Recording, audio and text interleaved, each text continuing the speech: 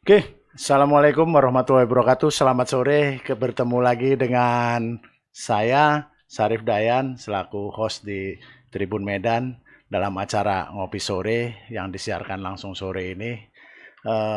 Kali ini dalam Ngopi Sore kita akan membahas tentang sebuah destinasi yang cukup menarik yang kemarin sempat viral dan dikunjungi oleh Presiden kita, Bapak Joko Widodo, yakni daerah kaldera di Danau Toba. Nah, dan seperti yang kita tahu bahwa baru kemarin itu daerah tersebut juga mendapat mendapat sertifikasi dari UNESCO sebagai satu global geopark. Dan bagaimana sih kelanjutannya? Seperti apa wilayah ini nanti akan dikembangkan? Sore ini saya sudah mengajak General Manager Badan Pengelola Geopark Kaldera Toba, Dr. Insinyur Hajah Wan Hidayati MSI yang akan ngobrol sore ini bersama saya. Assalamualaikum Bu, selamat sore. Waalaikumsalam, selamat Wah, sore, Bung sehat Dayan. Bu. Sehat. Alhamdulillah. Iya Bu, ini kan luar biasa ya Bu ya, perjuangan dari Badan Pengelola Geopark Kaldera untuk bisa mendapatkan sertifikasi dari UNESCO. Ini tentu tidak mudah Bu. Mungkin Ibu bisa cerita sedikit lah, bagaimana sebuah tempat yang sekarang sudah menjadi sangat viral sekali, bagaimana bisa mendapatkan sertifikasi itu Bu. Ya, terima kasih, Bung Dayan. Iya. Eh, Sebenarnya ini bukan hanya satu kerja perorangan, tetapi adalah kerja tim Iya. dan kerja dari seluruh masyarakat yang ada di Sumatera Utara. Masyarakat dan pemerintah bergabung dan seluruh stakeholder lainnya, semuanya menyatu dan pastilah semuanya menginginkan bahwa Toba Caldera UNESCO Global Geopark ini menjadi satu potensi luar biasa Hmm. di dunia ini. Oke. Memang untuk mendapatkan satu sertifikat ini bukanlah sesuatu yang gampang. Itu Oke. dimulai dari 2011. Iya. Nah, tapi 2011 itu dalam dengan beberapa tahap itu Hmm. ada beberapa kegagalan juga, tetapi itu dilanjutkan dan saya memulai itu di tahun 2017. Oke, berarti sekitar 3 tahun lalu ya tiga Bu ya. tahun yang lalu. Nah, pada waktu itu kita memulai kembali Hmm. itu untuk membuat satu dokumen yang dipersyaratkan UNESCO, itu Hmm. berisikan semua potensi yang ada di kawasan Kawasan Geopark tersebut. Caldera Toba. Mungkin Bung Dayan ingin tahu apa aja Betul potensi ini. itu, begitu.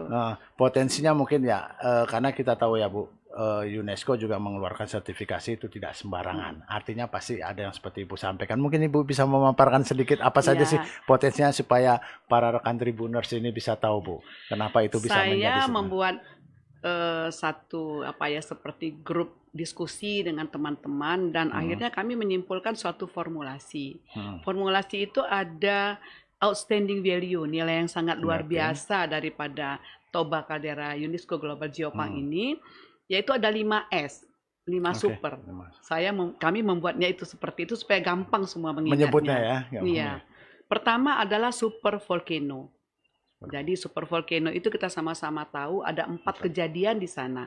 Pertama Oke. sekali adalah letusan di 800.000 tahun yang lalu, yaitu Hmm. bertempat di lokasinya di Tobasa, Tabasa, itu ya. yaitu di Balige. Hmm. Kemudian yang kedua adalah 500.000 tahun yang lalu, yaitu di Haranggaol, itu ada bukti-bukti di sana. Hmm. Yang ketiga adalah 74.000 tahun yang lalu, yaitu itulah dia kaldera yang besar yang kita lihat. Oke. Dan itu dapat kita lihat juga pada saat itu adanya satu ledakan yang menghasilkan satu debu Debu. yang sangat Hmm. banyak dan itu debu itu disebut dengan piroklastik kata istilah Oke. geologinya. Kemudian dia kembali ke tempat menjadi tumpukan-tumpukan seperti huta ginjang. Oke. Nah itu. Kemudian yang keempat adalah samosir. Samosir itu terjadi akibat terangkatnya sedimen danau di mana ada kawah masih di lahar yang masih mengangkat sedimen sehingga dia membentuk satu pulau. Oke. Nah itu jadi ada 4 kejadian. Itu super volcano yaitu adalah sesuatu yang terbesar letusannya di di 74.000 tahun yang lalu. Yang kedua adalah the super big volcanic lake. Kita sudah tahu ya bahwa itu danau vulkanik terbesar di Betul. dunia. Dan yang ketiga ada the super beautiful landscape. Kita pasti melihat tara bunga, melihat dari jauh apa si piso-piso. Kita semua landscape yang sangat luar biasa indahnya. Yang keempat adalah the super unique culture heritage. Jadi ada di sana ada berapa suku Batak, suku Karo, ya, ada Pakpa, ada Simalung. Itu kan tergabung dalam suku Batak ya. Betul.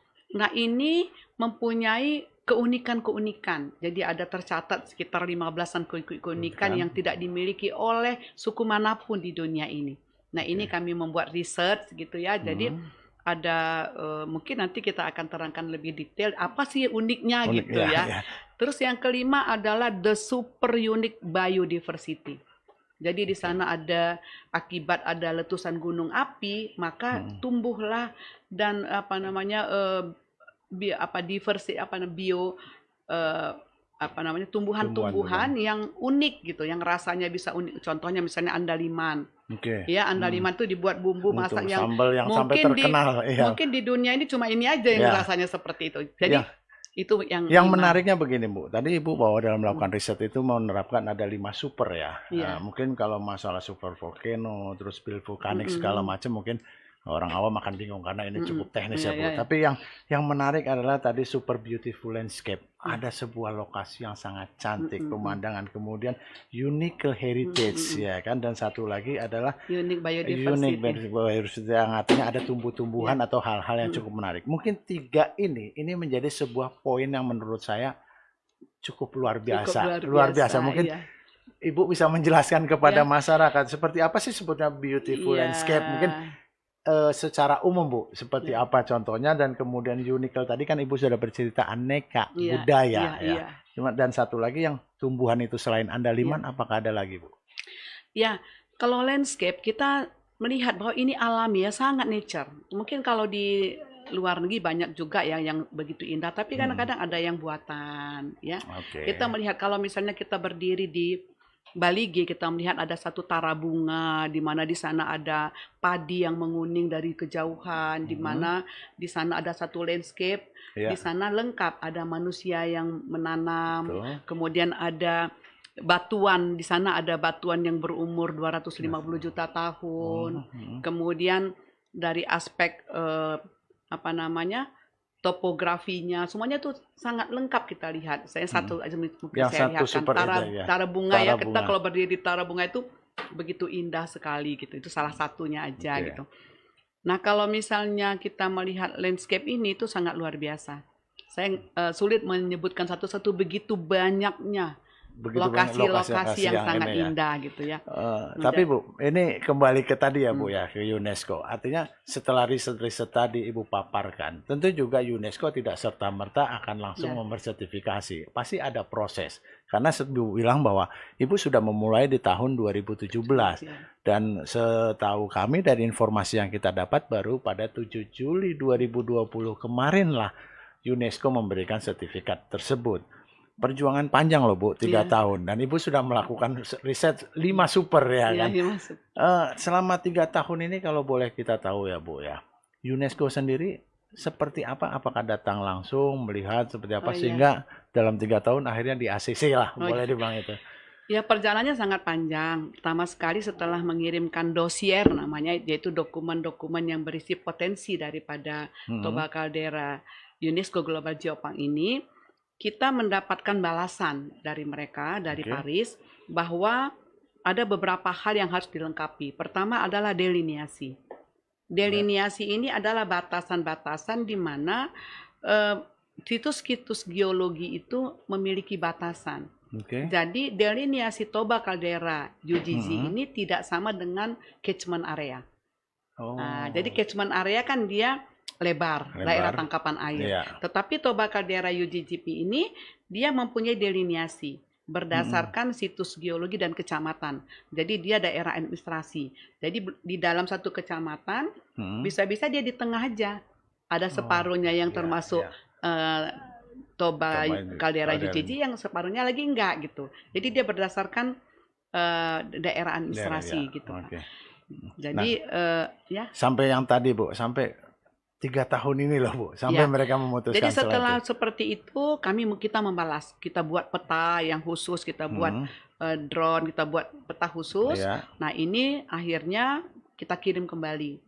Nah setelah kirim kembali mereka memutuskan, karena begini, ada 5 rekomendasi yang mereka keluarkan di kegagalan kita sebelumnya. Oke, mungkin kita pengen tahu nih apa nih 5 rekomendasinya nih Bu. Jadi 5 rekomendasi itu termasuk adalah fasilitasi daripada amenitas, atraksi, kemudian aksesibilitas yang ada di Wilayah kawasan Katila ini itu. gitu. Kemudian yang kedua adalah visibility. Kemudian yang ketiga ada lagi namanya adalah konektivitas yang tidak jelas. Dan ada lagi di sana adalah tidak adanya tanda-tanda yang menyatakan oh inilah namanya geopark kaldera tua, misalnya Gapura atau misalnya kita masuk ke Silangit, kemana sih kita kemana sih kita belum ada tanda penuju arah ke sana ke sini gitu. Ini misalnya satu aja dari Kuala Namu kita menuju pohon besar itu di Tanjung Merawa, kita bingung mau ke Medan yang mana, mau ke Toba yang mana. Kan nggak ada penunjuk di sana, penunjuk arah. Kita jadi kalau ada orang datang kemana dia, udah sampai simpang itu, nanti dia bisa kesasar kan. Jadi untuk itu pun diperhatikan menjadi syarat daripada sampai sedetil itu. Sehingga kami memutuskan dari Silangit kita keluar ada satu geosite terdekat yaitu Huta Ginjang.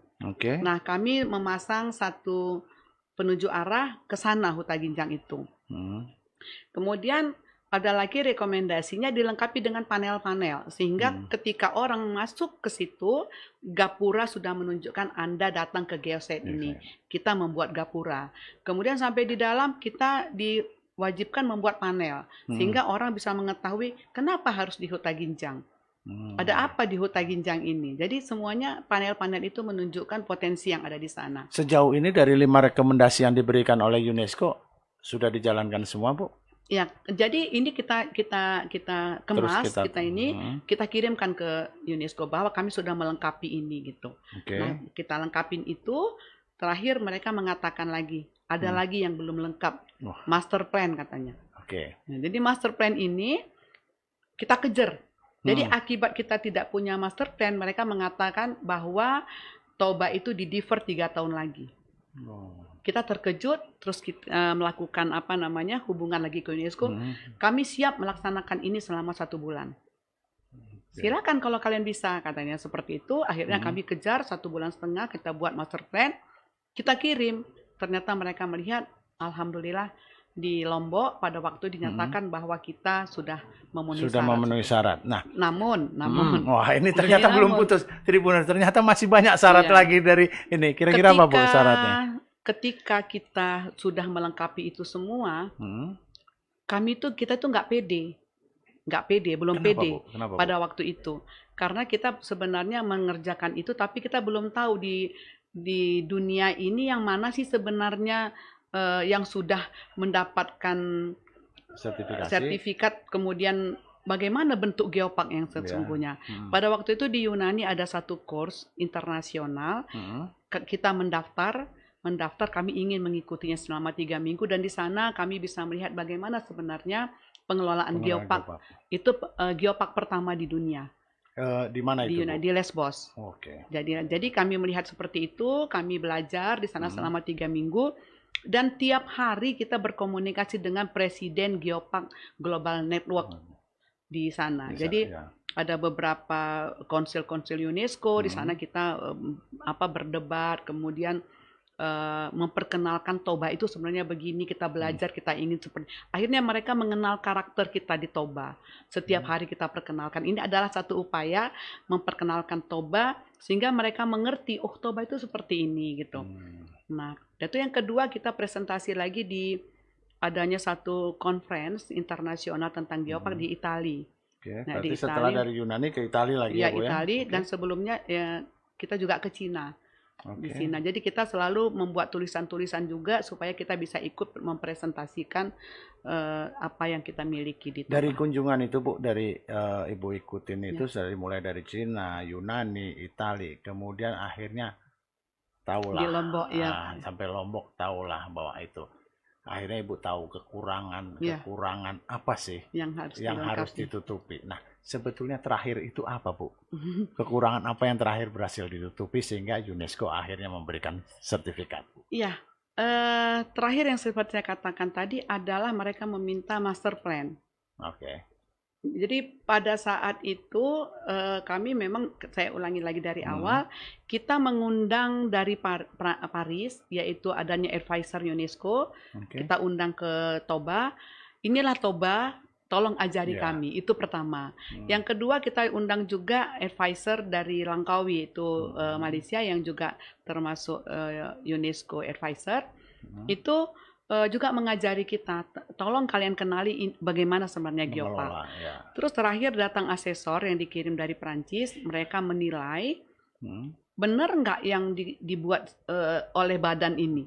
Yang dituliskan katanya memang punya kelebihan, Yang 5 super katanya tadi 5 ya, super. super, Memang iya, iya. ada nggak Ada memang nggak ini ya? semuanya? Aha. Bisa nggak kita itu menunjukkannya Oke. gitu?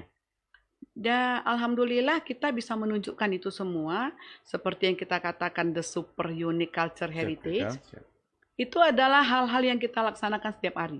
Tetapi secara filosofi kita tidak menyadari itu adalah suatu Contohnya keunikan. Bu, ini menarik nih. Ya, gitu. Kita tidak menyadari, tapi kita Iya. melakukannya setiap Iya. hari. Contoh sederhananya Ya, Bu. contohnya suku Batak itu kan kalau misalnya dia pesta, dia kan memberikan ulos. Iya. Misalnya anaknya lahir, dia memberikan ulos.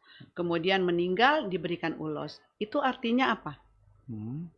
Kami mengambil kesimpulan artinya adalah suku Batak sangat menghargai momen-momen dalam kehidupannya. Filosofinya itu sebenarnya Iya. seperti itu. Iya. Ada juga misalnya ada kuburan yang begitu banyak. Artinya apa? Bahwa suku Batak sangat memuliakan leluhurnya. Jadi ada filosofi-filosofi di setiap apa yang dilakukan oleh kita Dan sehari-hari. itu yang akhirnya Ibu sampaikan juga Akhirnya kepada kami tim. sampaikan semua, misalnya pertuturan, ada yang Iya. manggil tulang, ada yang manggil namboru. Itu apa artinya? Kekerabatan. Ya. Kekerabatan. Bahwa keunikan panggilan atau pertuturan itu tidak semuanya suku di dunia ini memiliki itu. Oke. Bahwa kita sangat unik gitu. Iya, iya, Jadi iya. ada 15 keunikan yang kami catat gitu, mungkin lebih ya, tapi yang kami catat itu saja dulu.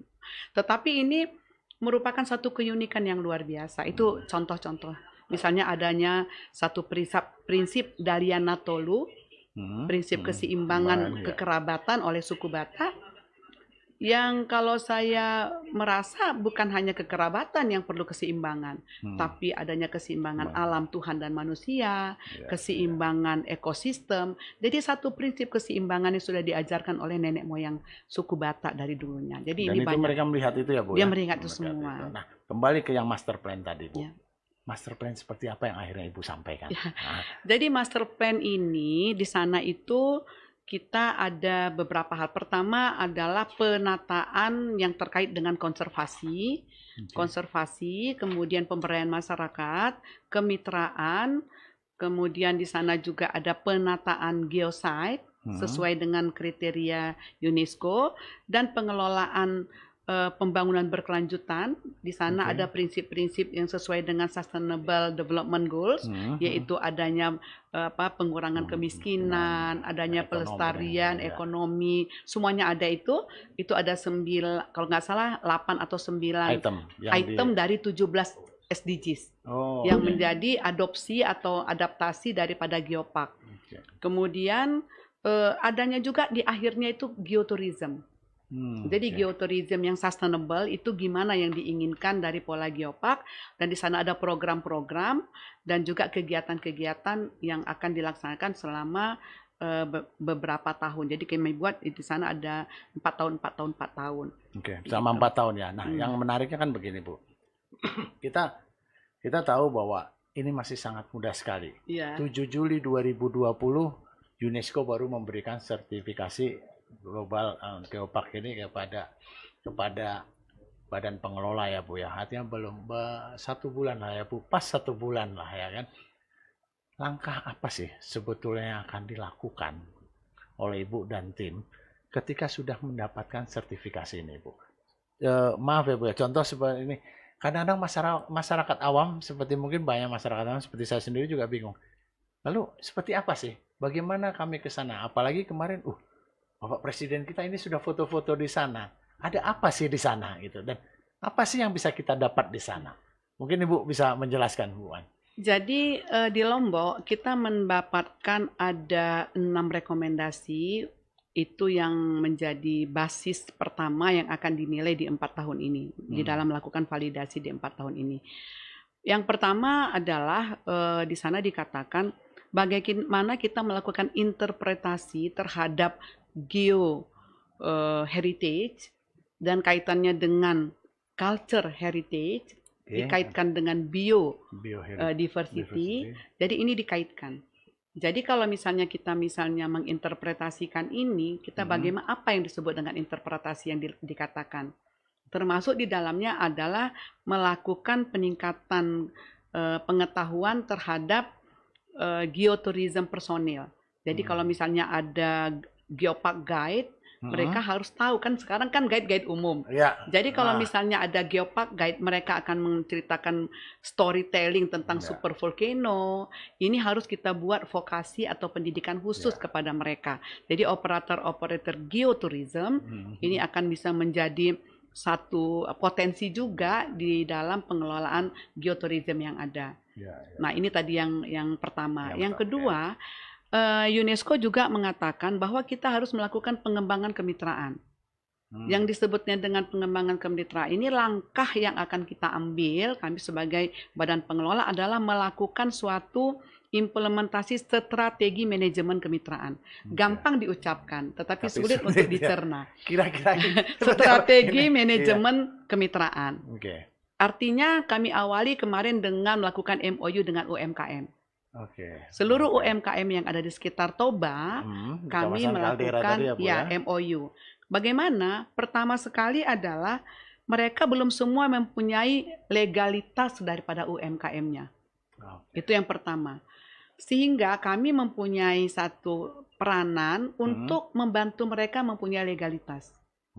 Nah, baik itu misalnya izin industrinya atau apapun itu, sehingga dengan mempunyai legalitas kita bisa mengikut sertakan mereka untuk mendapatkan funding dari pemerintah. Artinya Ibu juga akan melibatkan institusi lain untuk bekerja sama dalam melegalkan UMKM tadi, Bu? Iya, jadi kita melakukan partnership dengan koperasi. Akhirnya kita bantu ini UMKM ini untuk mendapatkan suatu legalitas. Karena kan kadang-kadang nggak tahu mau kemana. Kita yang membantu mereka, dan kami sudah bekerja sama dengan dengan koperasi. Koperasi juga membuka diri bahwa adanya bantuan-bantuan yang banyak terhadap UMKM yang sudah mempunyai kelengkapan yang sudah sangat lengkap gitu, dokumen. Jadi ini adalah tugas kita yang pertama. Kalau misalnya UMKM ini berjalan dengan baik, berarti kan ekonomi masyarakat juga akan bisa meningkat. Itu yang pertama. Yang kami implementasi salah satu strategi manajemen kemitraan. Kemudian yang kedua, misalnya seperti ini, dengan media. Dengan media kami melakukan MOU dengan media. Artinya ada satu aspek promosi yang kita laksanakan ini adalah menjadi suatu peluang atau ini untuk kami ajukan ke UNESCO karena kita punya space di UNESCO untuk promosi yang disebarkan ke seluruh dunia. Kami akan mengatakan bahwa kami dengan media sudah punya kemitraan. Nah, ini bisa kami juga akan melaporkan ke UNESCO dan UNESCO akan menyebarkan ini ke seluruh dunia. Jadi kita punya space yang gratis. Artinya Ibu selama ini melaporkan seluruh perkembangan pekerjaan Ibu langsung ke UNESCO. Langsung ke UNESCO, langsung ke sekretariat UNESCO dan di sana juga kita punya space untuk promosi. Jadi disebarkan ke seluruh dunia. Kemudian yang selanjutnya, Bu, yang tadi bahwa pengembangan yang dilakukan, Bu, tadi ada beberapa ya, ini baru 3 nih kayaknya. Kemudian selanjutnya kita melakukan konservasi. Nah, konservasi ini misalnya seperti ini. Misalnya di Samosir, di sana ada namanya Batu Hoda. Batu Hoda ini adalah satu batuan atau situs yang terjadi akibat satu lahar yang keluar dari bumi ya gitu, kemudian dia membeku gitu. Jadi ini harus diproteksi. Selama ini kan ditulis-tulis, ada Iya, yang iya. I love you, Iya, iya, gitu ya. Ada yang ini menjadi gitu ya. sasaran apa namanya? Gitu ya. Orang benci kepada sesuatu dia tulis ditulis gitu di ya. situ. Padahal itu sebuah peninggalan. Nggak itu. boleh kan Pak, itu kan Ya. heritage ini Ya, ya kan ya, gitu ya. Jadi ini harus kita proteksi. Bagaimana cara memproteksinya? Memproteksinya pertama boleh dengan regulasi. Mungkin nanti ada satu peraturan atau yang kita keluarkan dilarang menulis-nulis gini heritage itu ya, itu pertama. Yang kedua boleh melalui edukasi. Anak-anak udah diedukasi. Anak-anak jangan ditulis-tulis ya, gini itu yang pertama. Yang ketiga melalui proteksi fisik. Jadi dibuat pagar, di pagar. Mungkin Bapak bisa tahu lukisan Mona Lisa di Museum Louvre. Itu lukisannya kecil tetapi pagarnya jauh, kemudian tidak bisa masuk. Nah, itu adalah satu proteksi terhadap satu warisan dunia seperti itu. Jadi itu harus kita lakukan. Jadi orang bisa melihat, bisa menyaksikan sampai kapanpun, tapi dia tidak bebas untuk merusak-rusaknya. Nah, itu kan belum kita lakukan. Oke. Nah, gitu. Bentar, Bu. Tribuners, ternyata ngobrol masalah Geopark Caldera Toba dengan yang bertanggung jawab luar biasa serunya. Banyak hal yang mungkin saya sendiri juga Tribuners belum paham, disampaikan dengan lugas oleh Bu Uwan. Lalu bagaimana kelanjutannya? Kita jeda setelah berikut ini. Itu yang diambil.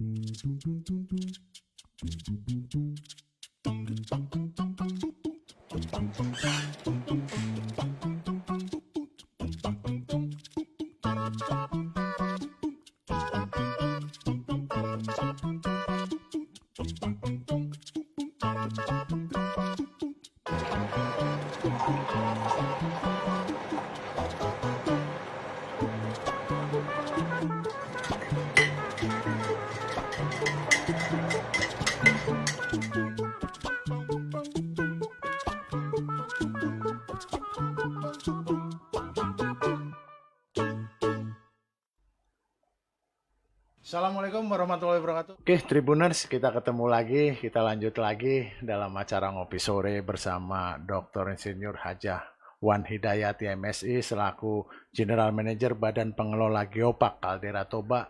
Nah, di sini Bu Wan langsung menunjukkan bahwa inilah sertifikat yang sudah diperoleh dari UNESCO, UNESCO Global Geopark yang sudah diberikan untuk Toba Caldera, yang langsung dipegang oleh Bu Wan.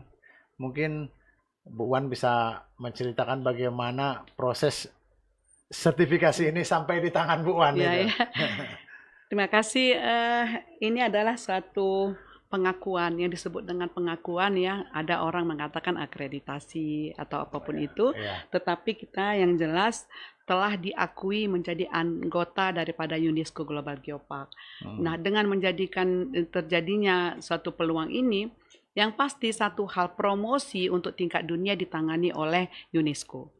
Ya, mungkin selama ini dana promosi aja udah terlalu besar ya kalau kita katakan. Tapi dengan adanya promosi di seluruh dunia dan kita diakui oleh mereka, dan setiap event kita juga akan diikut sertakan, dan setiap adanya kegiatan-kegiatan yang mendunia kita juga diikutkan. Mudah-mudahan funding juga bisa kita diikutkan seperti kan itu. Dan juga investor akan pasti banyak melirik karena sudah diakui. Dan mereka akan melihat, oh ini adalah sesuatu yang bisnis, peluang bisnis yang bisa cukup besar. Untuk, nah, dengan ada ini kami terima dikirim oleh Sekretariat UNESCO langsung ke email Badan Pengelola Geopark Caldera Toba, di mana saya dan seluruh tim ada di dalamnya. Dan kami sangat bangga, dan ini akan kami berikan ke 7 kabupaten yang ada, yaitu 7 bupati, dan juga kepada Bapak Gubernur, dan juga kepada pimpinan-pimpinan kita yang juga sudah ikut mendukung di untuk mendapatkan sertifikat dari UNESCO ini. Ya, Bu ya. Tapi kan artinya Bu, setelah mendapatkan sertifikasi ini kan tugas Ibu akan semakin berat. Ya. Artinya juga Ibu pasti tidak, seperti yang Ibu bilang di awal, bahwa Ibu tidak serta-merta bisa akan bekerja sendirian. Ya. Ibu butuh tim yang cukup besar. Siap. Gambarannya seperti apa, Bu? Misalnya begini, karena jujur saja ketika Kaldera Toba ini sudah mulai rame, ini seolah-olah bahwa masyarakat menjadikan, wah ini sebuah destinasi wisata baru. Ya. Apakah memang itu sebuah destinasi wisata atau memang sebetulnya ada bagian-bagian dari lokasi wisata di sana, Bu? Ya, seperti yang kita lihat bahwa pemerintah sebenarnya sudah menetapkan bahwa kawasan Toba itu menjadi kawasan strategis nasional KSN, dan juga sudah melakukan pengaturan tentang tata ruang, tentang zonasi, mana zonasi yang menjadi statusnya budidaya dan juga natural dan lain-lain. Nah, untuk itu Geopark Kaldera Toba haruslah mengikuti semua regulasi itu, dan juga saya melihat peran pemerintah sangat kuat di sana. Karena begini, ketika ditanyakan oleh UNESCO apa upaya kita dalam melakukan konservasi, itu lewat regulasi. Yang mengeluarkan regulasi kan pemerintah. Nah, jadi pemerintah ini sangat memegang peranan yang kuat, tetapi nanti tentu saja dari Badan Pengelola Geopark yang akan memberikan informasi tersebut, pemerintah akan mengeluarkan regulasi. Seperti UMKM tadi, tentu saja ada dinas koperasi yang ini akan bisa mendukung. Artinya Badan Pengelola nanti bisa Badan Pengelola Geopark bisa bersinergi bisa dengan ke dinas koperasi, dinas pariwisata dan lain-lain. Karena setelah Geopark ini dijadikan destinasi, Badan Pengelola Geopark melakukan konservasi, melakukan mitraan, melakukan pemberdayaan masyarakat. Ketika ini sudah terjadi, kemudian ada pariwisata melihatnya memiliki ini punya daya tarik peluang nih. Wisata. Ini peluang wisata, ini satu destinasi, ini harus dibuat gitu ya. Jadi ini bisa menjadi satu destinasi oleh pariwisata dan bisa dikemas oleh dinas pariwisata untuk dijadikan satu destinasi pariwisata. Lalu bagaimana bersinerginya antara Badan Pengelola, dinas pariwisata, kemudian UMKM dan tidak tertutup dengan pemerintah kabupaten setempat, Bu? Nah, ini nanti seperti apa, Bu? Itu yang saya katakan di awal adalah strategi manajemen kemitraan. Jadi semua punya peranan masing-masing di dalam hal itu. Misalnya dinas pariwisata bisa melakukan strategi namanya penataan atau fasilitasi destinasi.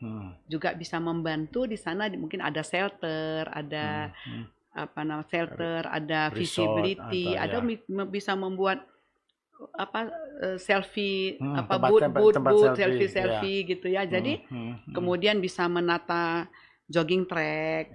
Ini kan hal-hal yang menarik gitu. Atau ada rest area yang berbasis geopark, di sana bisa ada, kami bisa diikut sertakan, kami akan membuat seluruh contoh-contoh batuan-batuan yang ada di sana. Tapi itu kan butuh koordinasi, Bu, karena Ibu tadi seperti Ibu bilang bahwa ada wilayah zonasi kan, artinya ada wilayah yang memang untuk wisata, ada wilayah yang memang untuk penelitian, konservasi, juga ada wilayah yang heritage yang memang harus dilindungi. Nah, bagaimana supaya sinergisitas ini Kalau bisa saya melihat begini, daerah yang dilindungi ataupun dia heritage ataupun dia culture location, ini bisa dijadikan tourism.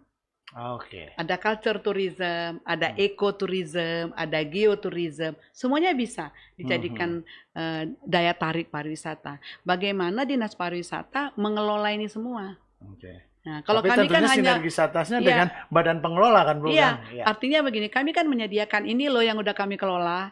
Silakan gunakan gitu. Gunakan kerjasama Nah, target Ibu tadi bilang laporan pertama itu per 4 tahun ya, Bu ya. Artinya pada 2024 nanti 2023 di awal 2023 akan laporan. Ibu ini perlu kerja keras nih, Bu. Di awal ini. Sebenarnya bukan saya saja, semua tim. Target awal ini apa, Bu? Target awal adalah validasi pertama itu status global geopark yang ada dapat kita pertahankan. Karena kalau memang ini tidak terpenuhi, ini bisa ditarik kembali selama 4 tahun ini. Itu ada di sertifikat itu hanya untuk 4 tahun. Hanya untuk 4 tahun. Apa saja yang perlu dipertahankan supaya mungkin teman-teman Tribuners juga bisa ikut serta membantu badan Ya, pengelola untuk ikut mempertahankan? Kira-kira apa, Bu? pertama adalah adanya ya mengikuti kriteria UNESCO itu yang pertama. Kriteria UNESCO itu tadi yang pertama saya katakan bahwa aksesibilitas, amenitas dan atraksi. Itu. Jadi kalau misalnya atraksi itu bukan hanya culture, bukan misalnya seperti ini. Kalau kita ke Toba, malam kita udah nggak bisa apa-apa. Misalnya, kalau kita ke Bali, malam orang ada kecak, Iya. ada atraksi apa. Walaupun mereka ke pantai itu atraksi. Kalau kita ke Toba, kita ke pantai pun malas karena merasa gelap, nggak ada yang menarik atau apa gitu ya. Nah itu harus dikemas. Itu misalnya atraksi gitu. Iya, iya. Kebersihan juga atraksi. Jadi kalau misalnya memang di sana itu airnya jernih, itu atraksi. Hutannya lebat, kemudian konservasi terhadap situs-situs tadi itu juga atraksi. Jadi konservasi bisa dijadikan atraksi gitu. Nah, ini kan butuh sebuah perjuangan yang gampang, Bu. Menjaga lingkungan seperti yang Ibu bilang tadi bahwa tidak mudah ya, Bu ya. Tidak mudah. Apalagi kita tahu bahwa di sana juga cukup banyak masyarakat memanfaatkan lingkungan untuk mencari nafkah. Nah, bagaimana sinergisitas antara badan pengelola dengan masyarakat setempat yang kita tahu adalah umumnya para peternak ikan dan segala macam, agar meski mereka tetap harus berjalan dan global Caldera Global Park juga tetap terjaga dengan baik. Oleh sebab itu di sana ada prinsip-prinsip Sustainable Development Goals tadi diterapkan. Jadi ada pengurangan kemiskinan, ada juga pembangunan, ada apa namanya gender, peranan gender dan lain-lain itu menyatakan bahwa kita boleh memanfaatkan, kita boleh membangun, tapi kita tetap melakukan pelestarian. Jadi bukan berarti kita tidak diperbolehkan membuat satu kegiatan di sana, tetapi tetap menjaga kelestarian sesuai dengan prinsip-prinsip konservasi yang ada gitu ya. Nah, yang kalau saya melihatnya nih Bu ya, kalau kami melihatnya bahwa yang paling besar adalah nanti setelah mendapat sertifikasi ini adalah yang paling sangat lumayan itu adalah nanti sektor pariwisatanya, Bu. Nah, genjotan seperti apa? Ataukah badan pengelola sudah punya semacam big planning dengan dinas pariwisata untuk ini menjadikan sesuatu yang lebih luar biasa, terutama pasca dikunjungi oleh Bapak Presiden kita, Ya, Bu? sebenarnya kita tinggal melakukan satu fokus ya. Toba itu mau jadikan apa? Pariwisata apa? Kalau kita mau jadikan itu geoturism, ayo kita bentuk satu model geoturism. Misalnya ketika mereka berjalan ada prinsip-prinsip edukasi tentang geoturism itu gitu. Jadi ada satu hal misalnya seperti ini. Waktu asesor datang, kami sengaja membawa ke satu lintasan jalan di mana di sana semua pohon kami beri nama. Misalnya ini kan satu hal yang menarik ya. Jadi orang ketika lewat, oh ini pohon ini gunanya untuk Edukasi ini, ya, Bu, edukasi kan ada edukasi di sana itu. Jadi kalau saya melihat bagaimana menentukan satu fokus apa sih untuk apa sih. Jadi kita nanti bisa melihat misalnya, oh di daerah geosite ini geoturism. Di daerah ini culture tourism, dikatakan tadi. Atau ini adalah agritourism, misalnya orang bisa sambil motong lobak, goreng, makan, itu kan udah agritourism. Jadi mungkin nanti dari Dinas Pariwisata bisa membuat ini. Konsepnya. Nah, jadi ini udah dijual kepada travel. Travel akan memilih, ini wisatanya mau kemana. Ada juga kan wisatawan dari dari orang-orang pendidikan, mereka hanya mau buat riset. Kan nggak salah kalau kita buat sana laboratorium, karena ini adalah laboratorium alam. Jadi mereka bisa melihat ini dan mempelajari tentang geologi, tentang biodiversity, tentang culture. Jadi mereka bisa meneliti di sana. Menurut Ibu sendiri, kalau berbicara masalah fokus, persentase terbesarnya itu arahnya mana, Bu? Bocorannya nih, Bu. Ya kalau saya melihat di sana culture tourism, agritourism, dan geoturism. Itu yang paling besar potensinya ya, Bu ya. Potensinya ya. Kalau agritourism di sana ada daerah-daerah ya, misalnya Brastagi itu ada bisa bukan Brastagi ya, di daerah Kabanjahe lah Karo, itu bisa tanaman langsung dimakan, langsung dinikmati ya, gitu dipetik. Itu kan agritourism. ada cabai misalnya, cabai itu bisa dibuat saus, Iya, iya. saus macam-macam saus, ataupun macam-macam minuman bisa dibuat di sana. Nah, agritourism sangat mungkin untuk dikembangkan di Untuk dalam tempo ada dekat ini ya, Bu, lobak ya? kalau nggak salah di Bali G yang bisa sekarang diekspor itu bisa dibuat makanan macam-macam, kue lobak atau Iya, iya, asinan iya. lobak dan lain-lain. Gitu. Dan juga kacang sihobu. Kacang sihobu ini sebenarnya geoproduk karena dia digongseng dengan pasir erupsi. Kan itu Oh, pasir letusan yang kita iya, ambil iya, kan iya, itu. Jadi iya. kita geoproduk juga gitu. Selain yang kita katakan tadi, misalnya mangga, perapat, itu kan Ini jadi semakin menarik, Bu. Untuk itu kan yang mungkin boleh dibilang banyak yang mungkin belum mengerti ya, terutama gongsengan. Nah, eh, kira-kira sejauh ini pengelola sudah punya konsep nggak? Ini mau dimunculkan yang seperti tadi Ibu bilang, menggongseng pakai. iya. Jadi ada geoproduk yang orang belum mengetahui apa itu geoproduk. Misalnya kopi. Kopi kan dengan rasa yang unik, kita sebut dia kan geoproduk. Artinya dia tumbuh di atas erupsi Gunung Sinabung,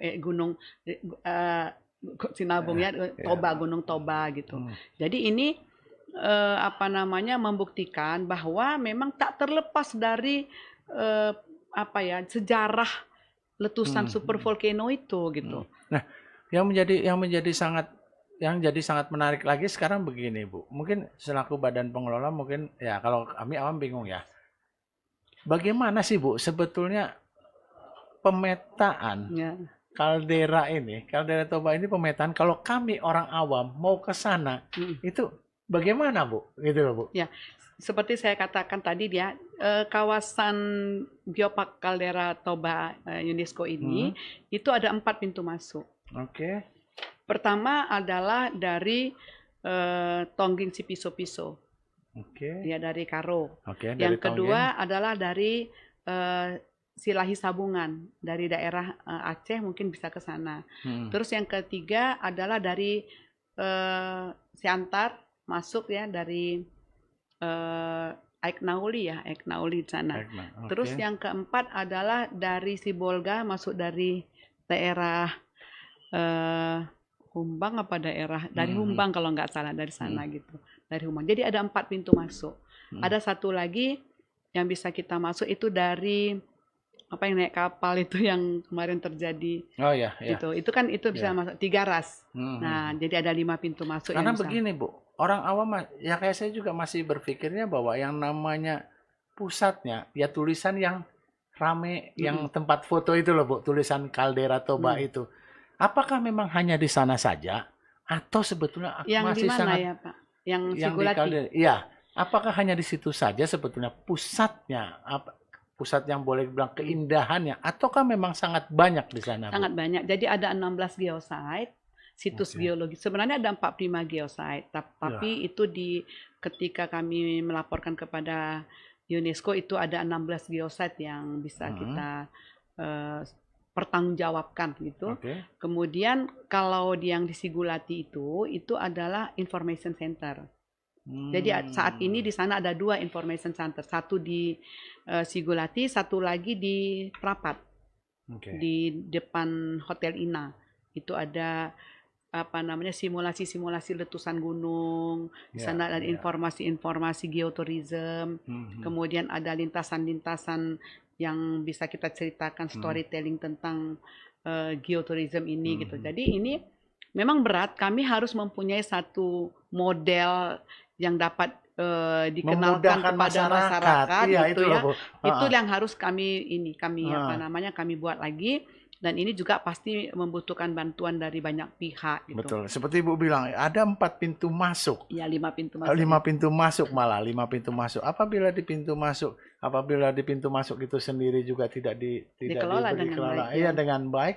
Masyarakat juga yang mau datang juga bingung informasi-informasi. Nah, mungkin ini juga pasti akan butuh banyak sinergisitas. Nah, lalu Bu, seperti Ibu bilang bahwa 4 tahun ini Ibu harus berjuang keras. Kira-kira apa sih, Bu, yang ingin Ibu sampaikan kepada masyarakat ini, Bu? Terkait setelah kita menerima sertifikat dari UNESCO, kira-kira apa, Bu, yang ingin Ibu sampaikan? Ya, kami dari Badan Pengelola Geopark Kaldera Toba pasti saja menginginkan dukungan dari semua masyarakat di sekitar kawasan Geopark Toba Kaldera Geopark UNESCO ini. Nah, ini dapat menerima dan bersama dengan badan pengelola untuk menjadi bangga. Itu dulu yang pertama. Jadi masyarakat ini harus kami buat bangga dulu bahwa dia duduk di atas letusan daerah letusan gunung api Toba ini. Jadi itu dulu. Jadi dengan kebanggaan ini membuat kemandirian. Sebenarnya yang kita butuhkan di dalam pengakuan ini adalah kita menjadi bangga, percaya diri untuk melakukan konservasi. Karena kalau kita konservasi dengan baik, tanahnya menjadi subur, hutan menjadi lebat, airnya menjadi jernih, ini akan memberikan kehidupan kepada kita. Itu yang pertama sekali sebenarnya. Di luar daripada, jangan kita bayangkan, oh ini udah jadi UNESCO, tumbuhlah hotel-hotel yang banyak gitu ya. Itu bukan itu sebenarnya yang kita. Kadang-kadang itu yang dipikirkan, wah ini jadi tempat wisata baru. Wah besok ini pasti akan ada resort, akan ada. Makanya saya bedakan tadi pariwisata dengan Taman Bumi ini. Karena di sini fokusnya konservasi. Kalau tourism kan fokusnya kan ekonomi. Ini harus kita, ekonomi akan datang kalau ini dikonservasi. Jangan kita tanpa peduli dengan konservasi, tapi kita memikirkan hanya ekonomi. Nah ini yang harus kita ada lihat. keseimbangan berarti ada keseimbang di sana. Gitu. Luar biasa. Tribuners, tak terasa loh. 1 jam saya ngobrol dengan Bu Wan mengulas berbagai hal tentang sebuah geopark Kaldera Toba yang sudah mendapatkan sertifikasi dari Badan Dunia PBB dari UNESCO. Nah, sebetulnya tadi dalam bincang-bincang bahwa Bu Wan berencana akan akan mengajak kita untuk melihat langsung sih sebetulnya bagaimana. Jadi mungkin pada kesempatan lain kita akan bertemu dan melihat langsung bagaimana sih sebetulnya kawasan Kaldera Toba yang boleh dibilang sekarang sedang menjadi hits. Tribuners, saya yakin pasti Tribuners pengen tahu lebih lanjut seperti apa Kaldera Toba, namun karena waktu juga akhirnya kita harus berpisah di sore ini. Jangan lupa saksikan terus dan saya bersama Badan Pengelola Geopark Kaldera Toba juga akan hadir pada segmen selanjutnya nanti untuk menjelaskan seperti apa sih bentuk Kaldera Toba yang langsung ya Bu ya, yang langsung akan kita lihat di sana.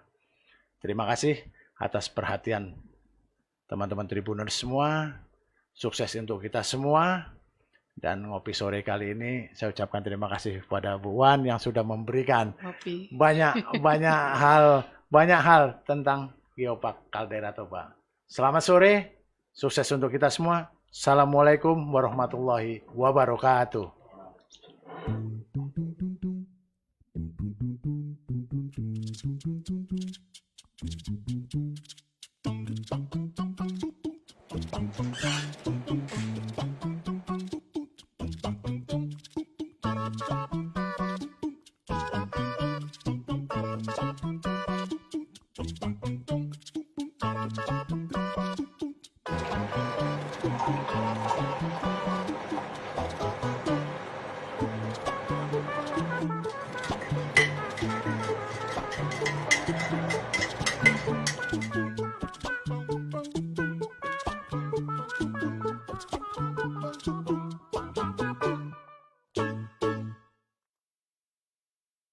Assalamualaikum warahmatullahi wabarakatuh. Selamat sore. Ketemu lagi dengan saya Sarif Dayan bersama Tribun Medan dalam acara Ngopi Sore.